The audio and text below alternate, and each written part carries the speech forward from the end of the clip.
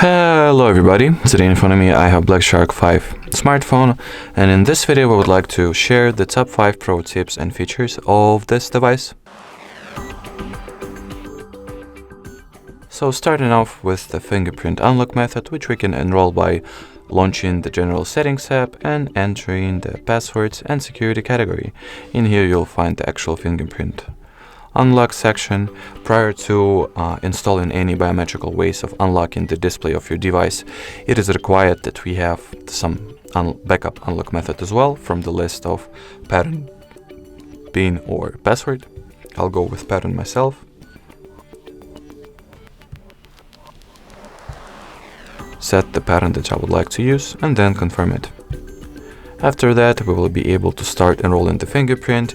The scanner is located right at the side power key, so all that you need to do in order for your fingerprint to be enrolled is to gradually lay and lift your finger onto the scanner, onto the fingerprint sensor.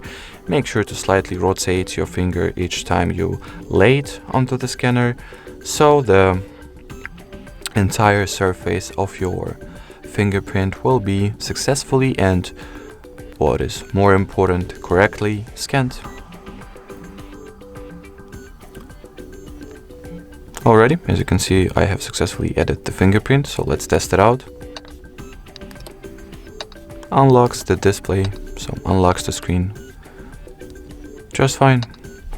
Alrighty, moving on to the next feature, which is the face unlock or face recognition, which is, well, enrolling. The enrollment process of which is way easier. You gotta simply, well, scan your face, put it inside the circle frame, which I'll do off the screen real quick. Alrighty, so I have successfully added my face and enrolled it. So let's test the face unlock method. As you can see, once I align my face with the selfie camera, the screen gets unlocked without any issues at all. Alrighty, so moving on to the next feature that we would like to review in this video. It is located at the display category of settings. This option is called refresh rate. It allows you to switch between 3 values. As per the screen refresh rate, the values are 60, 90 and 144 Hz. So basically, the higher you go, the silkier and smoother animations and overall visual interface experience you get, but at the same time, higher values of display refresh rate tend to drain significantly more battery. So if you would like to preserve the power, preserve the battery health that you currently have, simply choose smaller values. If the battery is sufficient, as it is in my case, you can go ahead and crank the refresh rate up to the ultimate or at least ultra high. Alrighty, moving on to the next feature, that is the whole category of settings. It is called Performance Manager. It allows you to monitor the current CPU load, memory state, battery state, and Wi-Fi specifications as well. For example, signal intensity or network latency. Not only that, but you can also manage the processes that are currently active, see how much of the CPU power CPU in general they occupy, as well as the random access memory. It also has the network assistant, which provides you with a little wider range of network specifications, both for the Wi-Fi and mobile data.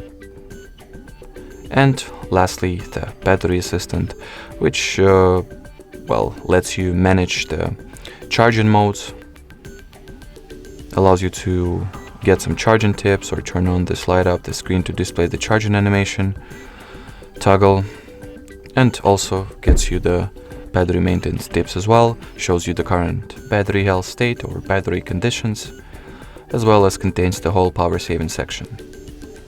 Alrighty, and the final feature that we would like to show you in this video, it is called the Shark Space. You can find this icon at the pre-installed apps on this phone.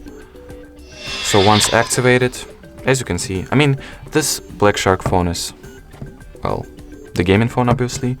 Therefore, this very convenient mode allows you to manage your well, gaming space.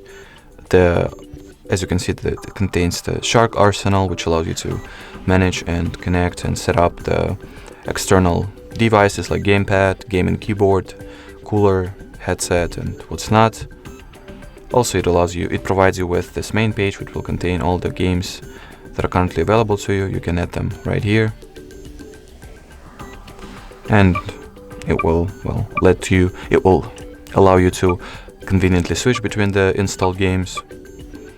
It also, optimizes the gaming experience by increasing the performance and, etc.